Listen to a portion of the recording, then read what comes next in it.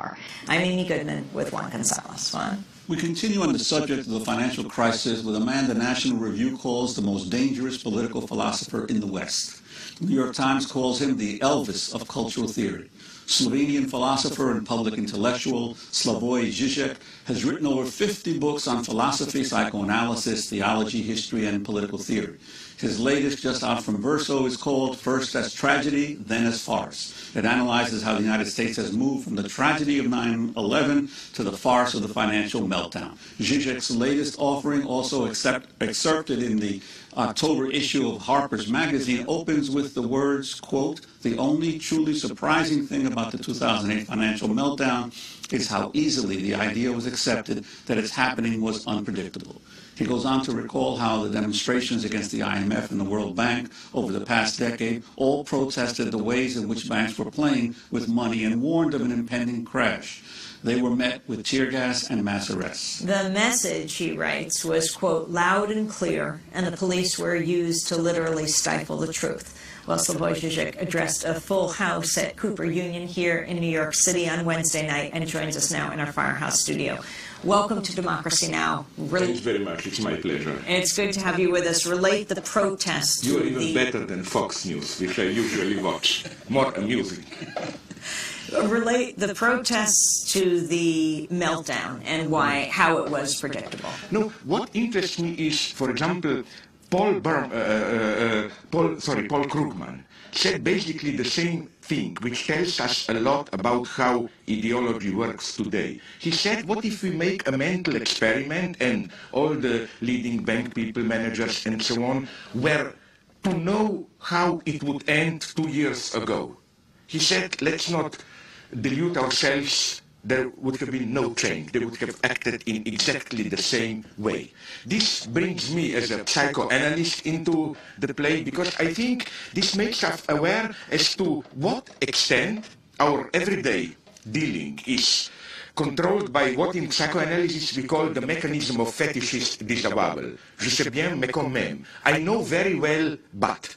You know, we can know very well the possible catastrophic consequences, but somehow you trust the market, you think things will somehow work out, and so on and so on. It's absolutely crucial to analyze this, not only in economy, but generally. This is the focus of my work. How beliefs function today. What do we mean when we say that someone believes? So that I don't get lost, let me tell you a wonderful story, which is my favorite story. I quote it also in the book. You know Niels Bohr, Copenhagen, quantum physics guy.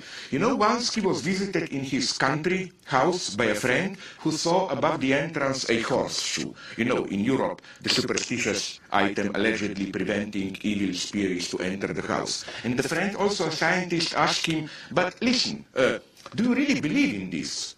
Niels Bohr said, of course not, I'm not an idiot, I'm a scientist. Then the friend asked him, but why do you have it there? You know what Niels Bohr answered? He said, I don't believe in it, but I have it there, horseshoe, because I was told that it works even if you don't believe in it. That's ideology today. We don't believe in democracy, nobody. You make fun of it and so on, but somehow we act as if it works. It's a very strange situation, because there are, some of us, old enough still remember them, old days when the public face of power was dignity, belief, and privately you mocked it, you made fun, and so on. No? Now we are, I think, approaching a very strange state where the public face of power is becoming more and more openly indecent, obscene. Look at Sarkozy in France, look at Berlusconi in Italy, who is systematically undermining for over 5 years now the minimum of dignity of the state power. I mean, you are again and again surprised, how is this possible? You know, after those sex scandals, 2 weeks ago, his lawyer, Berlusconi's lawyer, made a public official statement where he said that claims that Berlusconi is impotent are lies, and that Mr. Berlusconi is ready to prove this in court.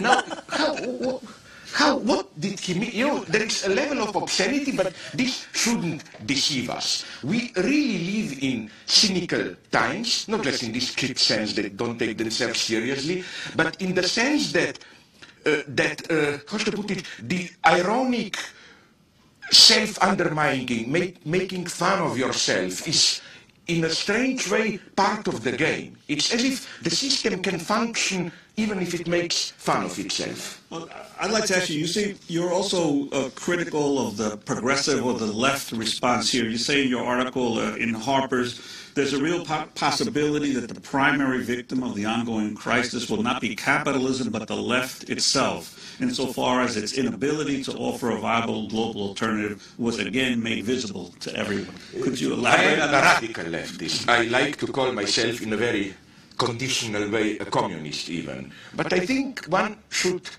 as a leftist, really concede the amount of the defeat of the left in the last 20 years. That's the sine qua non condition of a possible reviewer. So yes, apart from very sympathetic things suggested by people like Stiglitz, Krugman, which are basically a return to Keynesian welfare state, and apart from some interesting, but I don't think they are the solution, economic ideas like the basic income or so-called renta basica in Brazil, basic rent, which is a utopia of its own, I think. I sometimes, apart from this, have a strange paranoid idea that maybe this crisis was manufactured so that people will see that even if there is a crisis, the left really doesn't have a global answer. I see, what worries me is two things about the left. First, it's more and more legalistic moralization, you know. It's kind of a pure form of protest against injustice, then the only thing you can do is legal forms and so on. In this sense, many of the ex-leftists are getting depoliticized. They no longer ask the truly basic questions. Like even now, all the outcry was, oh, those bank profiteers and so on. I totally agree with what we just heard. But don't you think that the truth is a little bit more complex, in the sense of, you know much more about this than me, but the way I see it is that one of the roots of the present crisis is not just greed, it's that after the digital bubble at the beginning of our millennium, the idea was how to keep prosperity, how to keep economy alive. And it was, as far as I remember, even a little bit of a really bipartisan decision. Let's make it easier in real estate and so on to keep it moving. So, you know, there is a structural problem beneath all this psychological topic of the greedy bankers, which is, that's how capitalism works, my God. Which is why even concerning our beloved model, Bernard Madoff, no? I didn't like it how they focused on him. Wait a minute, he was just the radical version of where the system is pushing you. Now, I'm not saying, I'm not crazy, which is why we need to nationalize all banks and introduce immediately socialist dictatorship or what. What I'm just saying is, let's not get rid of the problem by too easily making it into a psychological problem. You know, you can be an evil guy, but there must be very precise institutional, economic, and so on, coordinates, background which allows you to do what you do. The second thing, I also didn't like the cry shared by left and right-wing populists of help the Main Street, not the Wall Street. Well, sorry, but those bank managers who emphasized in capitalism there is no Main Street without Wall Street. In today's industry, because of the competition and immense investment into new inventions and so on, without large accessibility, availability of credits, there is no prosperous Main Street. So this is a false choice. So again, with all respect for the left and so on, I think we should avoid quick moralization if we mean it seriously. You write, is the bailout then really a socialist measure? If it is, it takes a peculiar form, a socialist measure whose primary aim is to help not the poor but the rich, not those who borrow but those who lend. Yeah, I mean, this is my old thesis, that capitalism always was socialism for those who are on the top. That's the basic paradox of it. What about healthcare? Oh, now you touch my favorite topic. You know why? Because I think that here we see, when I write on ideology and people laugh at me, didn't you notice we live in post-ideological era?